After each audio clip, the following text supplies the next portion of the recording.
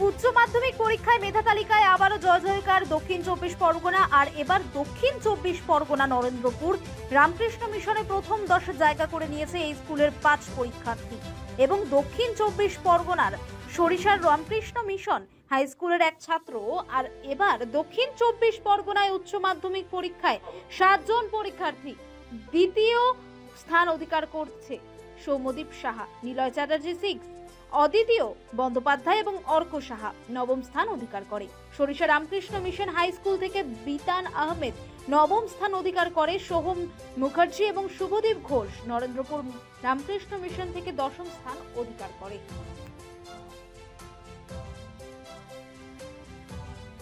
উচ্চ মাধ্যমিকে আমাদের রামকৃষ্ণ মিশন বিদ্যালয় নরেন্দ্রপুর থেকে 6 জন মেধা তালিকায় জায়গা নিয়েছে। দ্বিতীয় স্থানে আছে সৌম্যদীপ সাহা, ষষ্ঠ স্থানে আছে নিলয় চ্যাটার্জি, নবম স্থানে আছে অর্ক সাহা, দ্বিতীয় বন্দ্যোপাধ্যায়, আর 10ম স্থানে আছে শুভজিৎ ঘোষ, সোহম মুখার্জি। যেটা উল্লেখ্য সেটি হচ্ছে দ্বিতীয় স্থানে যে ছেলেটি রয়েছে সৌম্যদীপ সাহা, ওর subject combination stat, economics, statistics, mathematics এবং কম্পিউটার সায়েন্স। এবং যে ছেলেটি আমাদের 6 পজিশনে আছে তারও subject combination economics, mathematics, statistics এবং কম্পিউটার সায়েন্স। 9th পজিশনে 2টি ছেলে রয়েছে, তার মধ্যে একটি বিজ্ঞান বিভাগের ছেলে অর্ক সাহা, আরেকজন ছাত্র সে একেবারে হিউম্যানিটিস যাকে বলি, কলা বিভাগের ছাত্র। ইতিহাস নেই, ওর বোধহয় অঙ্ক ছিল, ভূগোল, গণিত, ইকোনমিক্স এবং পলিটিক্যাল সায়েন্স এই সাবজেক্ট নিয়ে। আর 10th স্থানে যে রয়েছে 10ম পজিশনে শুভজিৎ ঘোষ আমাদের বিদ্যালয়ের ছাত্র, ওর বাড়ি বর্ধমান।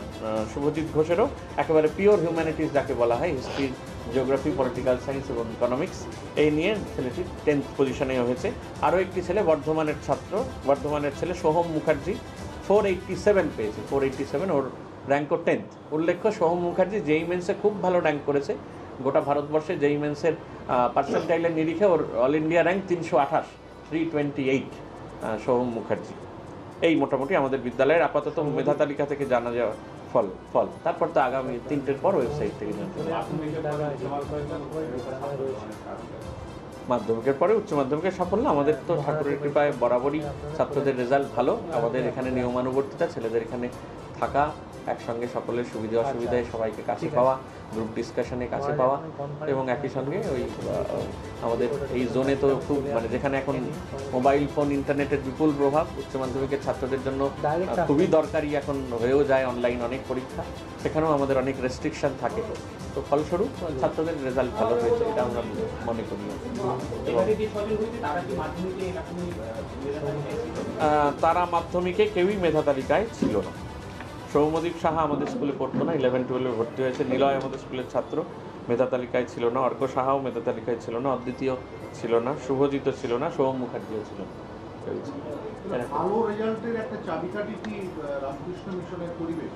হ্যাঁ, নিশ্চয়ই। এটি একটা নরেন্দ্রপুর রামকৃষ্ণ মিশন সম্পূর্ণ আবাসিক বিদ্যালয়, আর একই সঙ্গে তপবনের মতো একটা পরিবেশ, নিশ্চয়ই সেটা ভালো রেজাল্টের অবশ্যই চাপিবে।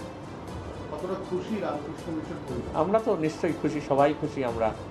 আমরা যারা এখানে আছি, ভবনে যারা মাস্টারমশাইরা থাকেন, স্কুলের মাস্টারমশাইদের সঙ্গে আমার ইতিমধ্যে কথা হয়নি, তারাও সকলেই তো, আমরা সবাই এক্সপেক্ট করেছিলাম, সবাই আমরা খুশি। সবাই মাধ্যমিকে র্যাঙ্ক না করেও উচ্চ মাধ্যমিকে যে র্যাঙ্ক করা যায় সেটা নিয়ে যদি একটু সাধারণ নিশ্চয়ই র্যাঙ্কটা তো নিশ্চয়ই আমাদের মাধ্যমিক উচ্চ মাধ্যমিকের ক্ষেত্রে পরীক্ষার সেই দিনের প্রস্তুতি এবং সেই দিনের সামগ্রিক পরিবেশ একটি ছেলেকে র্যাঙ্কের দিকে নিশ্চয়ই ঠেলে দেয়।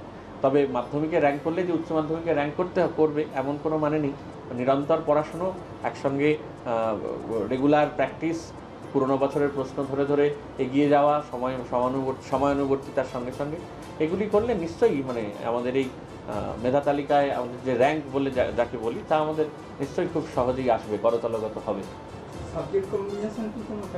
হ্যাঁ, সাবজেক্ট কম্বিনেশন ফ্যাক্টর ঠিক বলবো না, তবে এগুলো তো একটু অপ্রচলিত সাবজেক্ট। ইকোনমিক্স, এই যে কম্বিনেশন স্ট্যাট, ম্যাথ এবং কম্পিউটার সায়েন্স, সাধারণভাবে বিজ্ঞান বিষয়ে ছাত্রছাত্রীদের পড়াশোনার ঝোঁক বেশি। বাবা মায়েরাও চান আমাদের বিশেষত বাংলায় ডাক্তার কিংবা ইঞ্জিনিয়ার হতে হবে।